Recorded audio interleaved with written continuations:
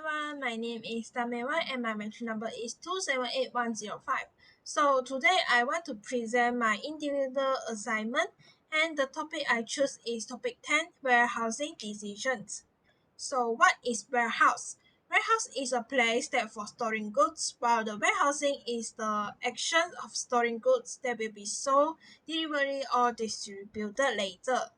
So we always say that the warehouse is important for a company in the logistics system.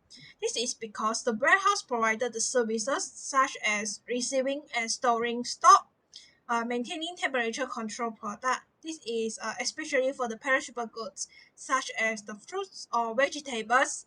And the third services is protection of stock, and last is picking, packaging, and shipping product efficiently. The role of the warehouse in the logistics system. So the first one is transportation consolidations. Warehouse allow a firm consolidate small shipment into large shipments to reduce the cost. Second is product mixing. A firm with different product lines require product mixing. Warehouse which all the product line can be centralized in one location for easier shipment and delivery. The third is cross-docking.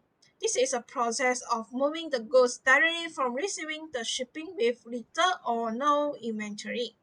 The fourth is services. To provide a good service to customer by filling order efficiently when they order the goods. The fifth is contingency. So the warehouse provide the protection against contingencies such as the stolen or accident that happen in the process of delivery. So last one is smoothing. To smooth the manufacturing process by catering season and demand that require long production run and keep the stock ready. Basic warehouse decision. So before we design a warehouse, we need to take care of these six criteria. The first one is ownership, number of inventory, size of warehouse, layout and purpose, the location of warehouse, and the last one is item stocking.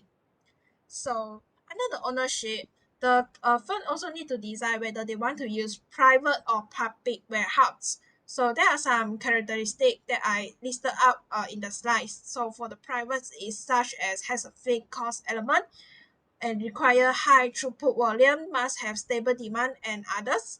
While for the public warehouse is usually used by the firms that has limited capital investment because the cost of renting the space can be negotiated and it usually is cheaper than the private warehouse.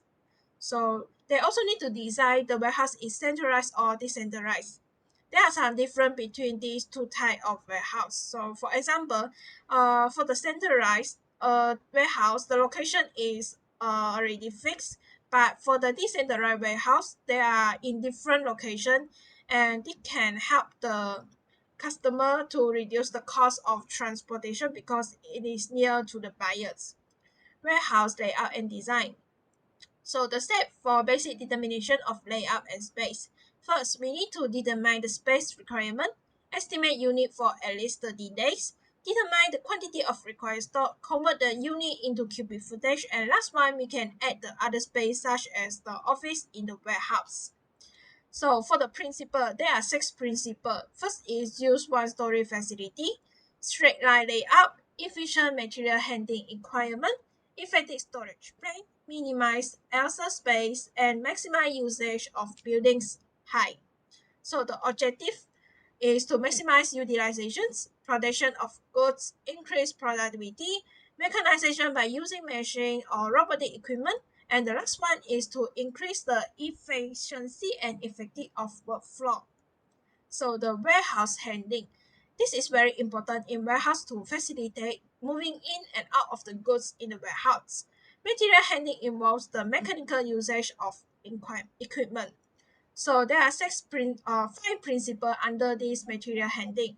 The first one is movement, second is quantity, third is time, the fourth is space, and the last one is coordinations.